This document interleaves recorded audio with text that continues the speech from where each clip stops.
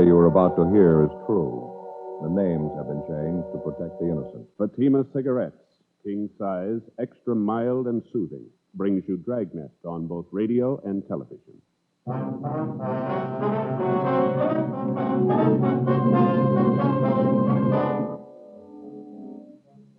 You're an investigating sergeant. You're assigned to Traffic Division, AID. Death and tragedy is forecast for the people of your city. You don't know who the victims will be. You don't know how many there will be. Your job? Try and stop it. Compare Fatima with any other king-size cigarette. Yes, compare Fatima with any other king-size cigarette. 1. Fatima's length filters the smoke 85 millimeters for your protection. 2. Fatima's length cools the smoke for your protection. 3. Fatima's length gives you those extra puffs, 21% longer than standard cigarette size. Fatima gives you more for your money. And in king-size Fatima, you get an extra mild and soothing smoke, plus the added protection of Fatima quality. Buy Fatima in the bright, sunny yellow pack.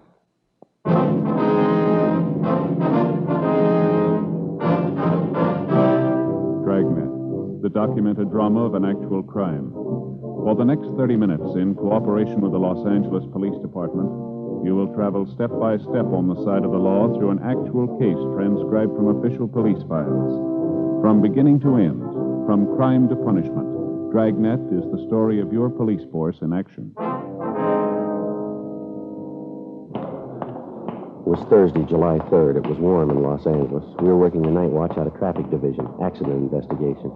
My partner's Frank Smith. The boss is Deputy Chief Caldwell. My name's Friday. I was on the way back from the scene of the accident, and it was 9:42 p.m. when I got to Georgia Street Receiving Hospital, second floor.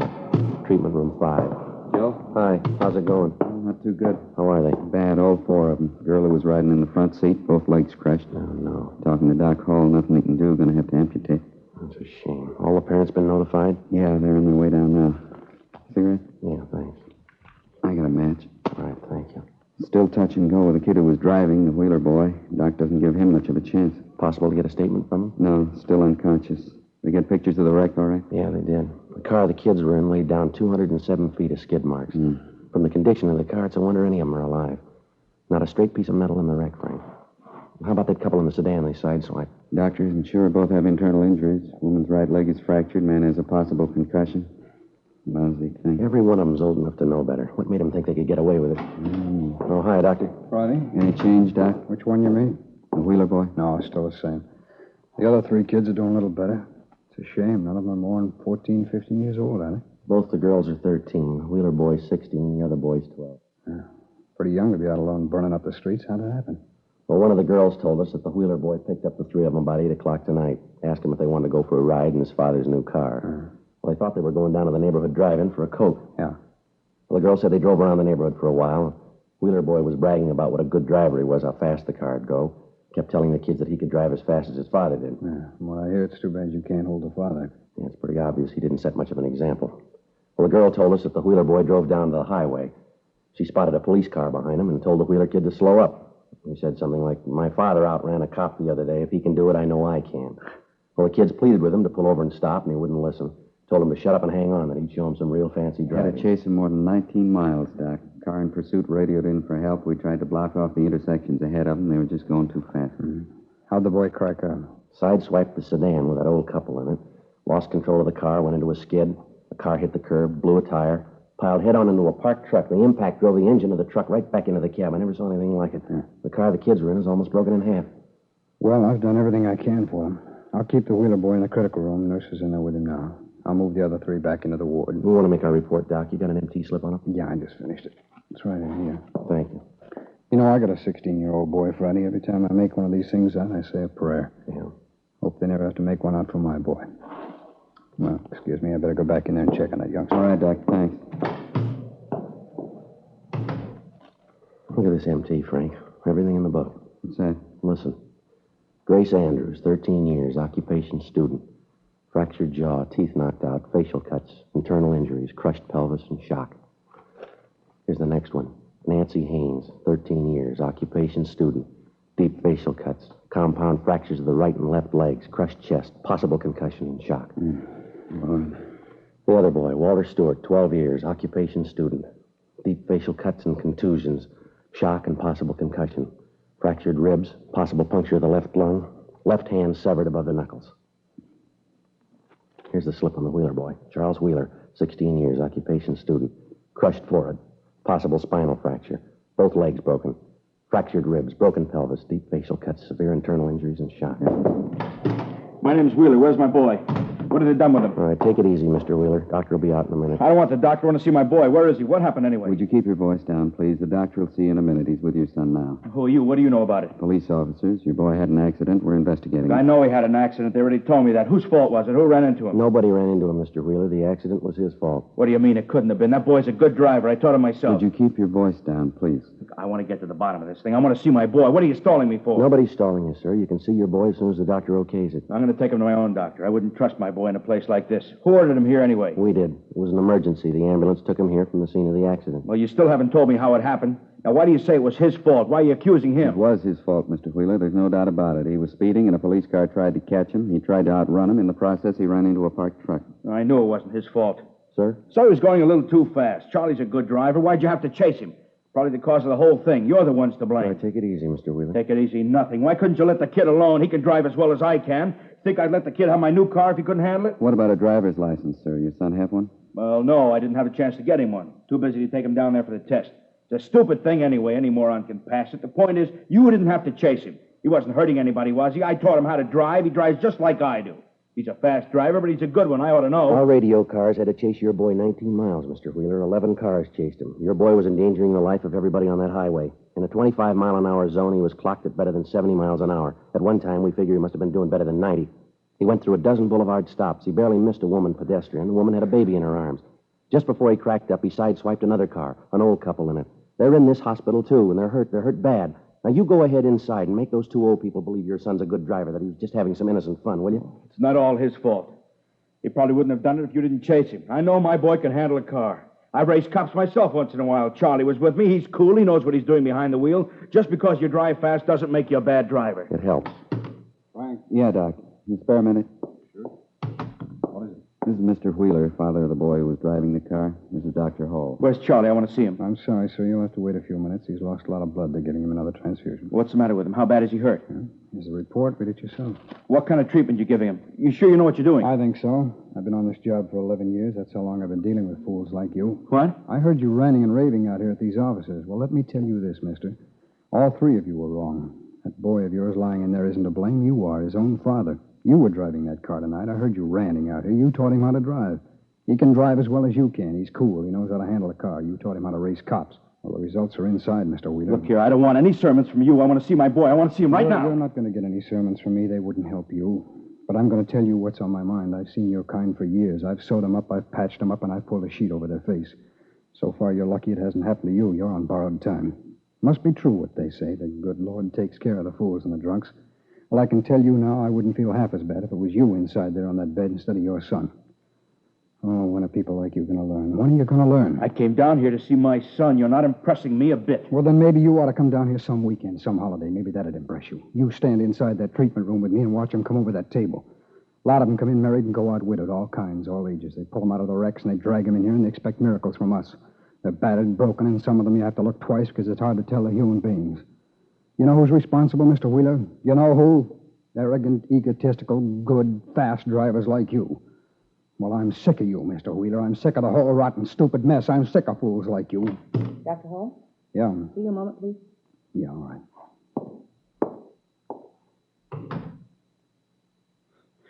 Sure makes himself out an expert, doesn't he? He preaches to everybody who comes in here? No, matter of fact, he's usually pretty quiet. Well, what's the matter with him? Get on the wrong side of bed? Maybe this will explain it. He's got a 16-year-old boy of his own. Well, what's he beefing about? It's my kid that's hurt, not his. Every kid he treats is his. Mr. Wheeler. Is it all right? Can I see Charlie now? Yeah? Thanks. I'm sorry about everything, Doctor.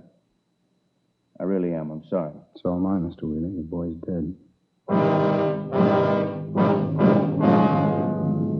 When George Wheeler recovered from the initial shock of his son's death, we told him it was necessary that the body be removed to the county morgue where an autopsy would be performed the following day. After that, his son's remains would be available to a mortuary of the family's choosing. Frank and I drove back to the office where we filed a 311 dead body report on 16-year-old Charles Wheeler. After that, we called the coroner's office and notified them to pick up the body at Georgia Street Receiving Hospital. 10:35 p.m. We left the traffic division garage and went back on the air. We were cruising the central area. 10:53 p.m. We got the call. Aliso and Spring, ambulance follow-up, victim of a hit-and-run driver. We were within a block of the call. Must be it up ahead, Joe, on the corner. Oh, yeah. You can pull up any place right here, I guess. All right, come on. Slide out my side, huh? Yeah. Let us through, please. Police officers, excuse me. Pardon me. I wonder if I can get through here, please. Excuse us. Doctor? You fellas doctors? No, we're police officers. Oh, yeah, I see. Where's the ambulance? Be here in a minute. How'd it happen? The old man was trying to cross the street. A bus hit him. Yeah, look at him. Terrible, cruel guy. You work around here? Yeah, I sell papers right over in that corner over there. My name's Harry Johansson. You want me for a witness? Frank, get his name and address, will you? I'll check the old man. Yeah, right. All right, now don't move around, Dad. Don't try to get up. The ambulance will be here in a minute. I'm hurt. Bad. It's a terrible pain in my back. Your legs hurt you, Dad? No, I don't feel a thing in my legs. It's just my back. I got a terrible pain. What's your name? Clyde Logan. Where do you live, Dad? Over there, just up in the corner. Apartment 37. Hey, could you go over and see Leona, see if she's all right? She's going to be awful worried. Yeah, we'll take care of it. You been drinking, Dad? Well, just a nightcap. The doctor said I ought to have a glass of port every night. I was just on the way home when it happened. Oh, my back.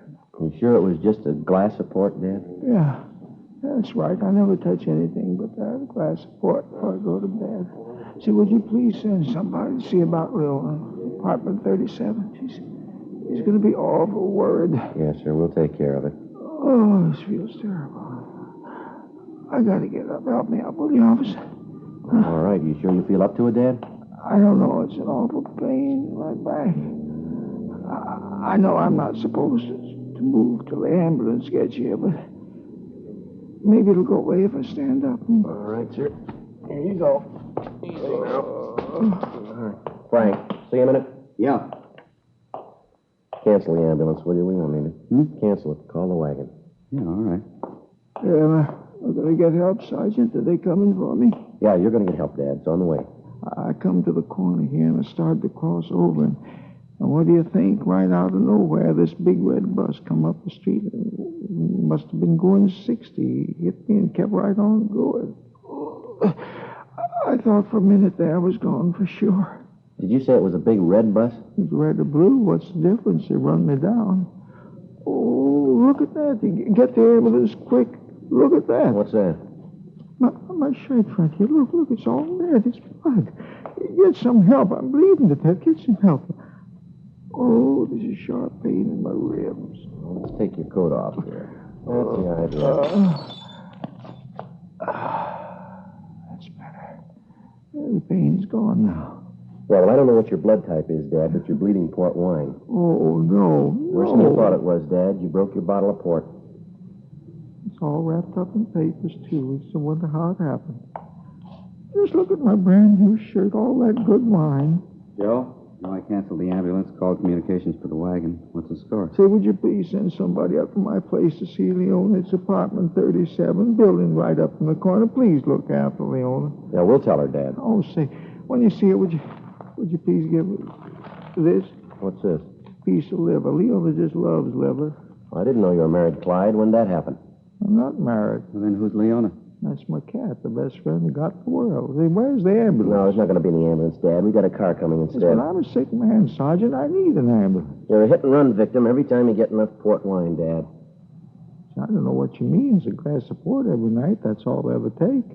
What time do you think it is now? Time? I don't know. I went over to Jack. It's about 8 o'clock. Must be 8:15, 8:30. Why? It's 10 minutes past 11, Dad. You're overdue. I don't get it, Joe. What's the pitch?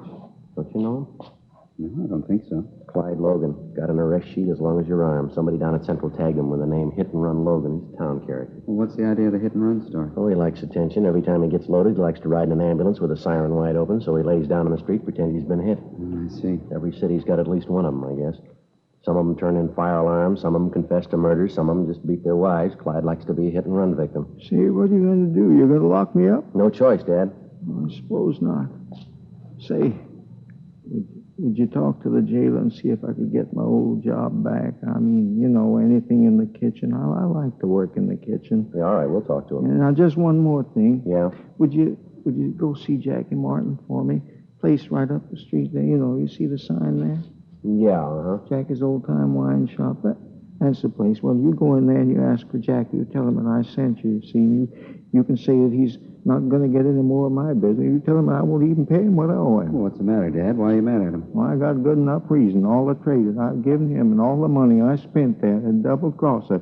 He can't keep customers that way, and he'll find that out. What do you mean, Dad? Well, look, right here on the sidewalk. Yeah? Jackie Martin, him and his cheap bottles.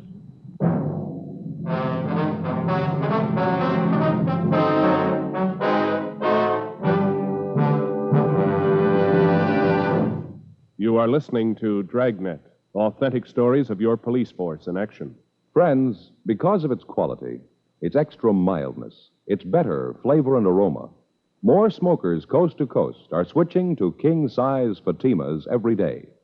Yes, more smokers coast to coast are finding that in Fatima, the difference is quality. Now, here's the practical way to prove Fatima quality yourself. Compare Fatima with any other king-size cigarette. 1. Fatima's length filters the smoke 85 millimeters for your protection. 2. Fatima's length cools the smoke for your protection. 3. Fatima's length gives you those extra puffs, 21% longer than standard cigarette size. Fatima gives you more for your money. And in king-size Fatima, you get an extra mild and soothing smoke, plus the added protection of Fatima quality. Remember, more and more of your friends are switching to king-size Fatimas. Compare them yourself. King-size Fatima, extra mild and soothing, plus the added protection of Fatima quality. Look for the bright sunny yellow pack. Buy king-size Fatima.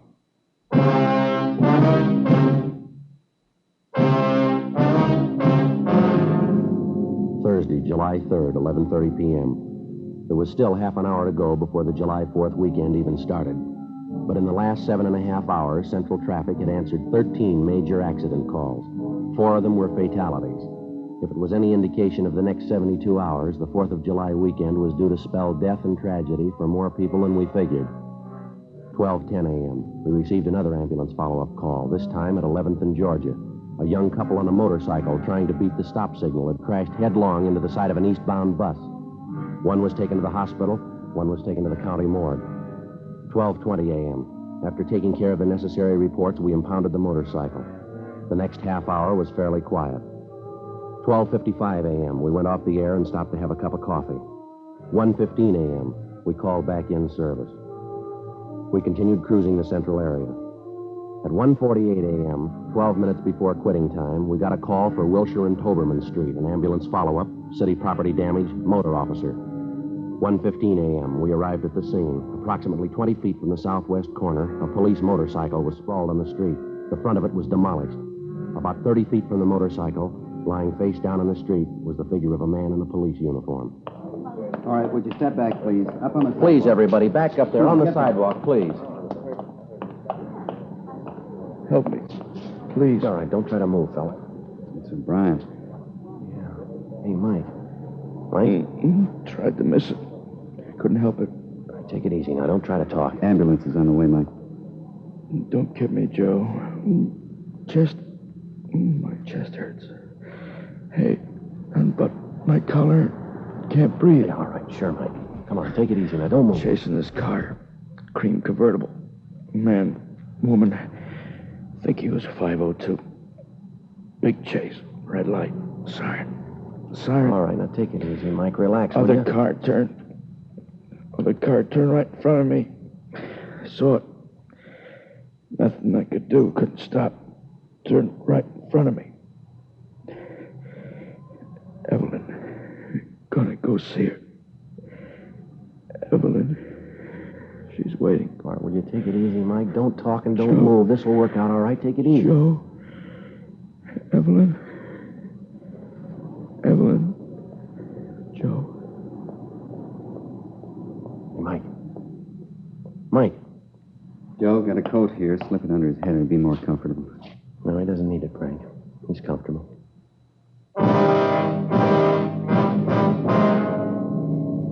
1:57 a.m. The ambulance arrived, and O'Brien's body was removed to the county morgue. Photographs were taken, diagrams were drawn, and statements taken from the witnesses. A truck from Central Garage arrived and started removing the dead officer's motorcycle. Frank and I went over and started interviewing the driver of the car which O'Brien had collided with. She identified herself as Corrine Norton, a bookkeeper at a South Los Angeles defense plant. I was making a left turn, that's all. Next thing I knew, he hit my car.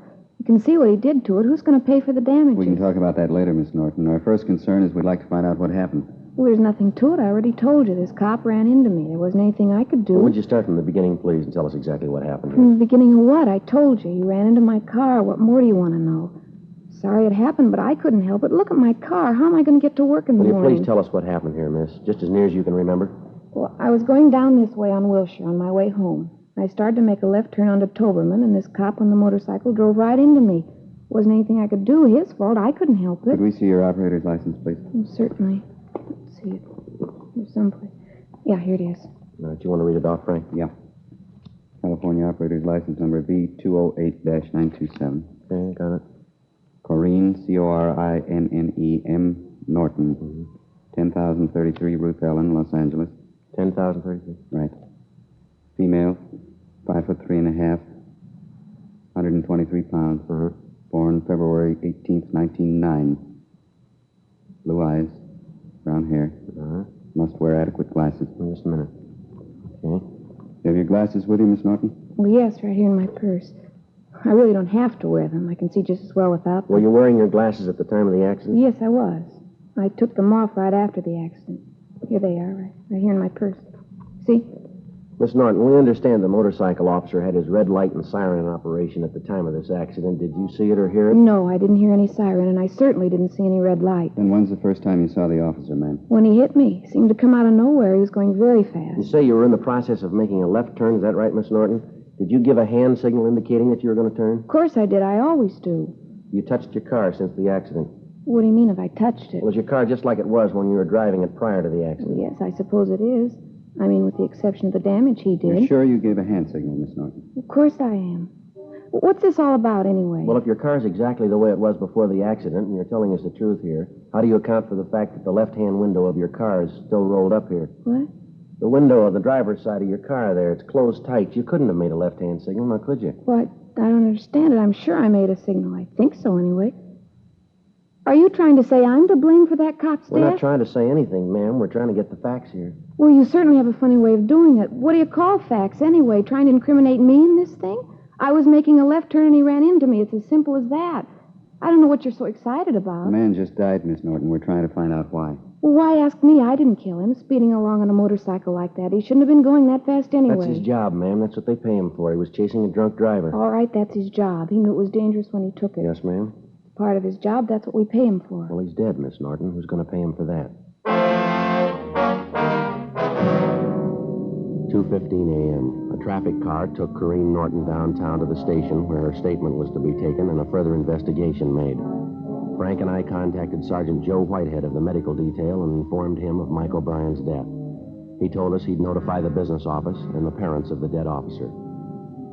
Because of our close association with O'Brien, we happened to know that he planned to get married July 15th, the first day of his vacation. The girl he was going to marry was an Evelyn Monroe. She lived in the Silver Lake district. We told Whitehead that we'd notify her.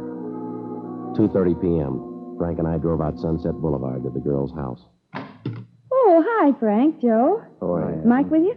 Well, no, he isn't, Evelyn. Well, come on in. Have some coffee. I'm just waiting for Mike. All right, thank you. Guess Mike's a little late tonight. Come on in. How do you like your coffee? Cream and sugar? Black will be all right, thanks. Both of us. Look at the dining room table. Pretty nice, isn't it? Yeah, well, it's very nice.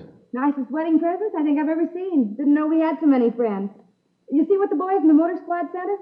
Electric mixer, all the attachments, too. Yeah, we see him. Very nice. What's the matter, Joe? Hard day? Yeah, it was. It was a tough one. Oh, you're just like Mike. When he gets off work, he's grumpy as a bear.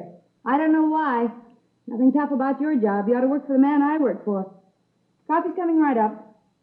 Joe, you're going to have to tell her I can't. Do me a favor. Yeah, I'll try. Here you are. I think you ought to like these donuts. I get them at the bakery down the street. Mike's crazy about them. Would you sit down, Evelyn, please? I'd like to talk to you. Oh, sure, Joe. You sound serious. What's the matter? It's about Mike, Evelyn. Mike, what about him?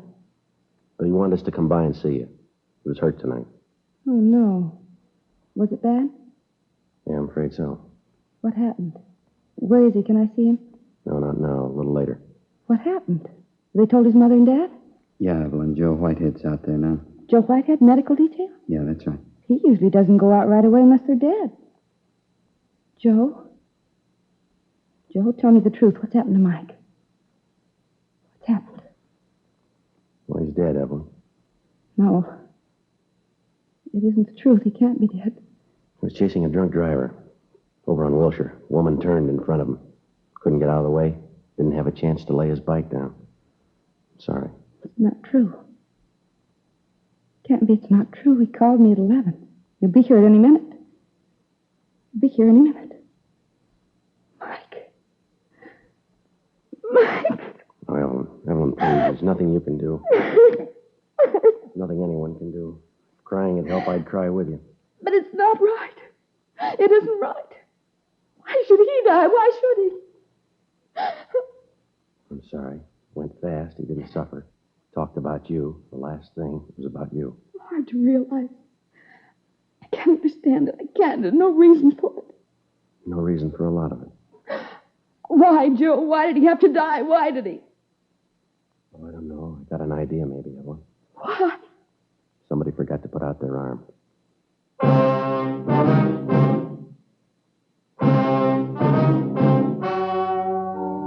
The story you have just heard was true. The names were changed to protect the innocent. On October 2nd, an inquest was held at the county morgue, city and county of Los Angeles, state of California. The coroner's jury returned a verdict of excusable homicide in the death of motorcycle officer Michael O'Brien. In a moment, a word about another trial. Now, here is our star, Jack Webb. Thank you, George Fenneman. Friends, I know a lot of you listeners have taken my advice and switched to Fatima's.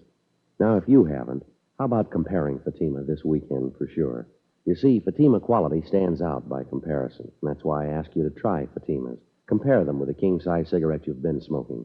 You'll find Fatima's give you more for your money, an extra mild and soothing smoke, plus the added protection of Fatima quality. Remember, king-size Fatima's in the bright, sunny yellow pack.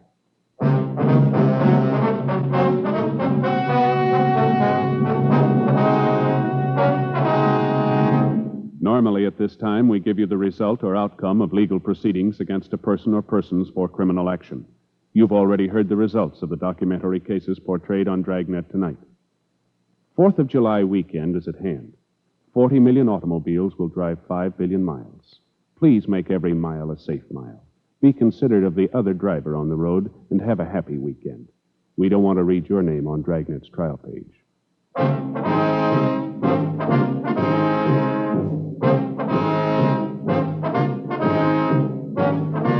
You have just heard Dragnet, a series of authentic cases from official files. Technical advice comes from the Office of Chief of Police W.H. Parker, Los Angeles Police Department. Technical advisors Captain Jack Donahoe, Sergeant Marty Wynn, Sergeant Vance Brasher. Heard tonight were Vic Perrin, Stacey Harris, Vic Rodman. Script by Jim Moser. Music by Walter Schumann. Hal Gibney speaking.